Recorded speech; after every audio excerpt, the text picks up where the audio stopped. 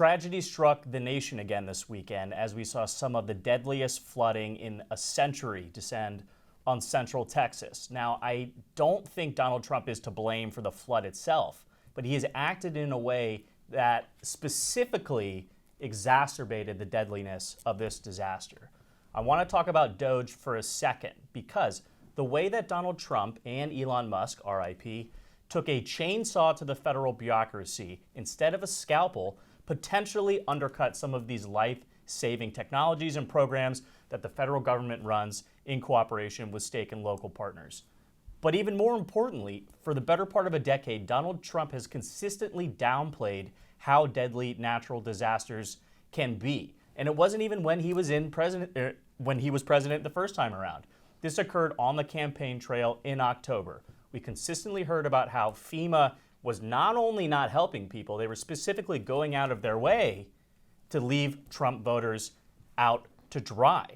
Look, this type of rhetoric, again, it won't actually specifically save people's lives. We have no evidence of that. But it certainly undercuts public trust in government programs in a time when people need to know that they can trust the powers that be. It's a terrible situation, Tiana.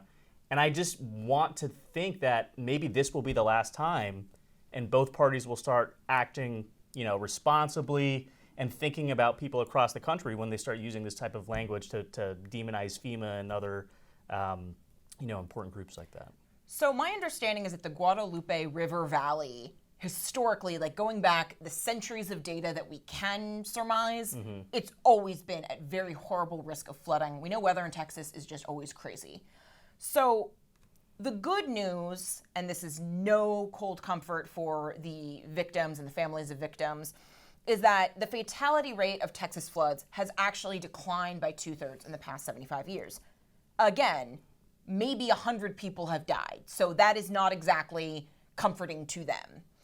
Where there was a strategic failure, it seems that it is not at the federal level, but at the local level. So Wired magazine, which is by no means conservative, they aggregated from a bunch of meteorologists and experts in the field. They concluded that the National Weather Service actually did do its job in Texas. One of the biggest issues is that big flash flood warning, National Weather Service put that out at 1 a.m. But the city and county Facebook pages, fire department, law enforcement, they did not even begin posting until 5 a.m. or later. There was the city itself, where that housed the camp, I don't think they posted until past 7 a.m. That being said, I think the level of trust that people have in these institutions, that is an issue. I don't think Trump bears any responsibility for the local governments not posting to their pages, what the federal government got correctly. That being said, I think we saw a bipartisan demonstration of just really gross behavior on Twitter over the weekend. Yeah, without a doubt. We saw, yes, there was one local Democratic lawmaker who said something gross about this area voted for Trump. So you get what you ask for. But then I also did see MAGA people on Twitter. There was one man who was trying to get back from France because his daughters were at the Christian girls camp and they saw their friends floating away from them. Obviously this horribly traumatic time. He's trying to get back into the country to find his family. And some of the comments were that's what you get for abandoning your children. It's they're at summer camp. Have some empathy. These parents are going through probably one of the most traumatic experiences you can possibly go through as a parent. They are. And look, I don't want to sound too Chicken Little crying that the sky is falling. Hand up. There's nothing that Trump could have done to prevent the flood, right? He's not God. He's not dictating the weather. But I do think he bears responsibility for the words that he chooses, especially in areas where, some of these people have been left behind by both Republican and Democratic, governments in the past. And if you're looking at someone like Trump, who is an outsider, he is a barrier breaker in terms of sort of getting non-political folks invested in politics. His words certainly matter. And the way he had talked about FEMA in October of last year on the ground in North Carolina, about how they're useless and they're political. In the wake of this horrible storm, many Americans in this region felt helpless and abandoned and left behind by their government. And yet in North Carolina's hour of desperation, the American people answered the call much more so than your federal government, unfortunately. Like that's certainly not helping the situation. And just to put a pin in it, really, I mean, I don't want to go down the global warming angle, but like Kerr County, Texas, the place where we are, I think this is one piece of anecdotal evidence that sort of supports what I'm trying to say.